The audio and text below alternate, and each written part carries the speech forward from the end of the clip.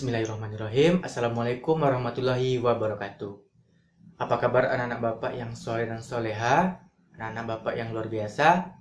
Pada pertemuan kali ini, berjumpa lagi dengan Bapak Fauzan pada pembelajaran PAI. Kita memulai pelajaran, marilah kita berdoa terlebih dahulu. Berdoa dimulai.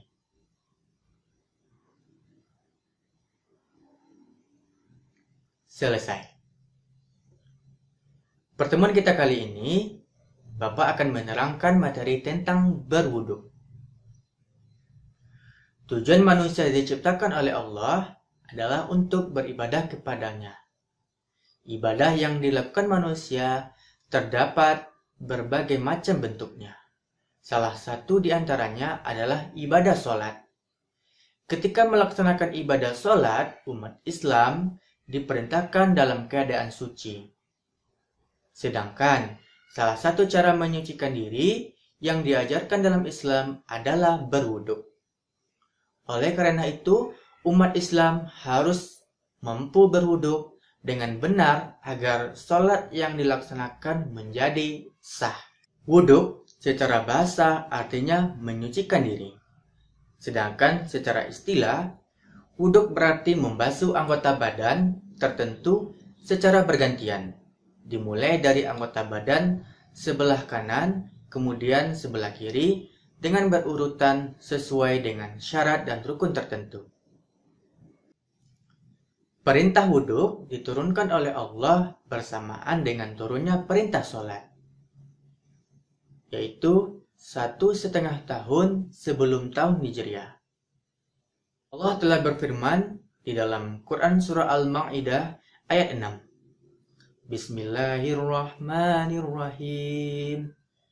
Ya ayyuhalladzina amanu idza qumtum ila sholati faghsilu wujuhakum wa aydiyakum ilal marafiqi wamsahu biru'usikum wa arjulakum ilal ka'bain. Hai orang-orang yang beriman, apabila kamu hendak mengerjakan sholat, maka basuhlah mukamu dan tanganmu sampai dengan siku, dan sapulah kepalamu, dan basuh kakimu sampai dengan kedua mata kaki.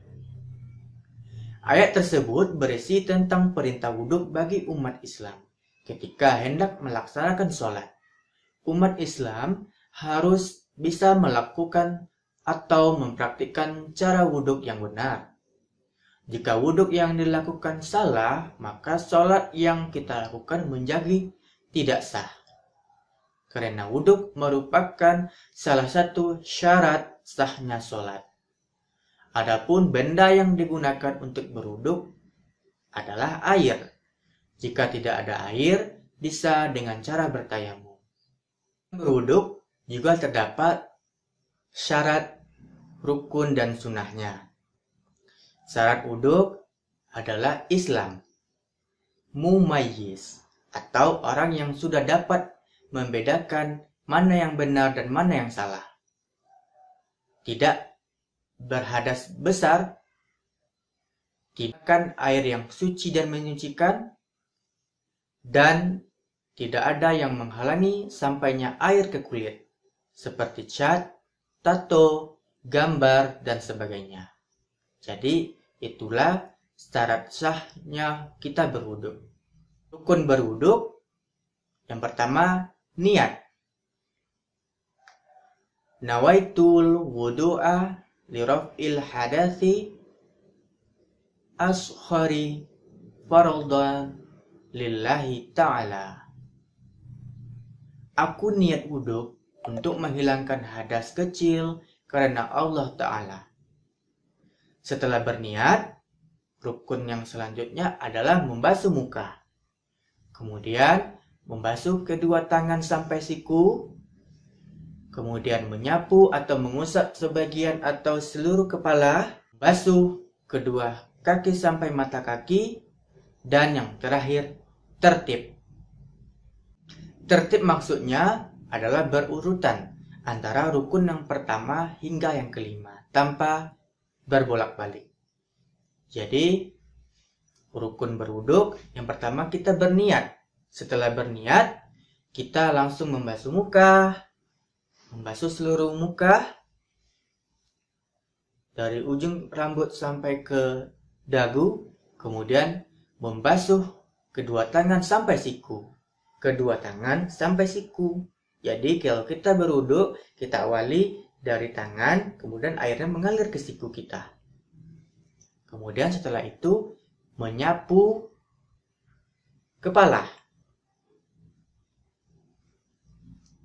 Boleh sebagian atau seluruh kepala kita. Kemudian membasuh kedua kaki sampai mata kaki kita. Dan yang terakhir, rukunnya adalah tertib. Lalu, Pak, kenapa telinga tidak Bapak sebutkan tadi? Nah, membasuh telinga termasuk sunnah wudhu. Selain membasuh telinga, apalagi sunnah wudhu yang lainnya? Sunnah wudhu yang lainnya adalah membaca basmalah. Membasuh tangan sampai pergelangan tangan saat memulai wudhu. Berkumur-kumur.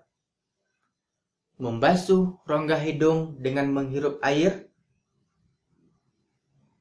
Mengusap atau membasuh kedua daun telinga bagian luar dan dalam.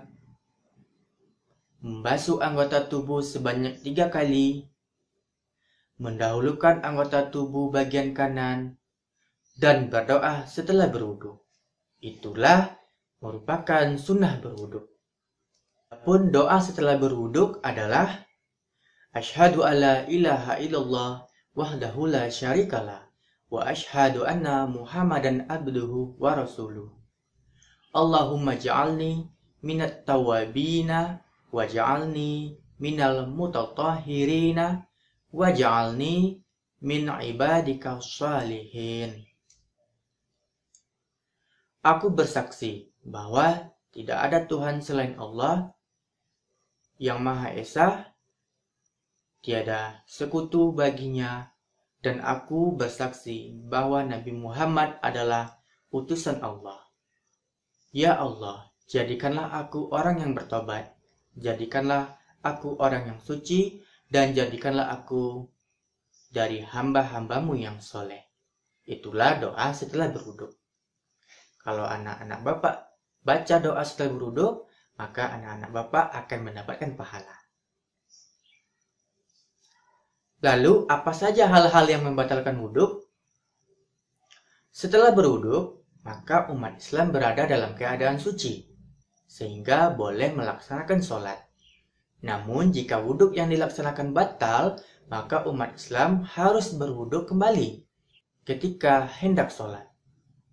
Sebab sholat yang dikerjakan tanpa wudhu atau dengan wudhu yang telah batal hukumnya tidak sah, sehingga tidak akan diterima oleh Allah.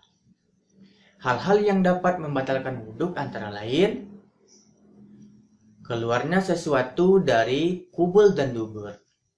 Yaitu berarti keluarnya sesuatu, misalkan kita anak-anak Bapak buang air kecil ataupun buang air besar. Kemudian hilang akal seperti tidur, pingsan, dan gila. Jadi kalau misalkan anak-anak Bapak sholat Jumat di masjid, kemudian anak Bapak tertidur, berarti itu wuduknya telah batal. Jadi anak-anak Bapak wajib untuk mengulangi wuduk kembali. Kemudian menyentuh kubul dan dubur. Setelah itu bersentuhan antara laki-laki dan perempuan yang bukan mahram. Kalau anak-anak Bapak laki-laki menyentuh secara sengaja temannya yang perempuan, maka wuduk anak-anak Bapak batal. Jadi wajib untuk diulangi. Nah, tidak afdol sepertinya kita sudah mempelajari bagaimana tata cara berwuduk, tetapi tidak kita langsung praktikkan. Adapun tata cara pelaksanaan praktik wudhu adalah sebagai berikut. Yang pertama, niat. Kedua, membasuh kedua tangan sampai pergelangan tangan. Ketiga, berkumur-kumur. Keempat, membasuh rongga hidung dengan cara menghirup air. 5. Membasuh muka dengan sempurna sebanyak 3 kali. Keenam, membasuh kedua tangan dari ujung jari hingga siku sebanyak 3 kali. Mulai dari sini sampai ke siku. 7. Menyapu atau mengusap sebagian atau seluruh kepala.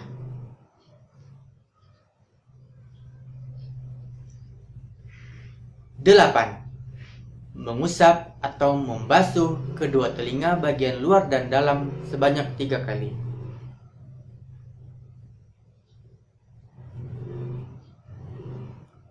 9. Membasuh kedua kaki sampai mata kaki sebanyak 3 kali. Dan yang ke-10, membaca doa setelah wudhu. Demikianlah pertemuan kita kali ini. Semoga anak-anak Bapak dapat mempraktekkan tata cara berwudhu dengan baik dan benar sesuai ajaran Islam agar wudhunya benar dan diterima oleh Allah, sehingga amal ibadah sholatnya pun juga akan sah. Demikianlah pertemuan kita kali ini. Billahi taufik wal hidayah. Nun wal qalami wa mayasturun. Fastabiqul khairat. Wassalamualaikum warahmatullahi wabarakatuh.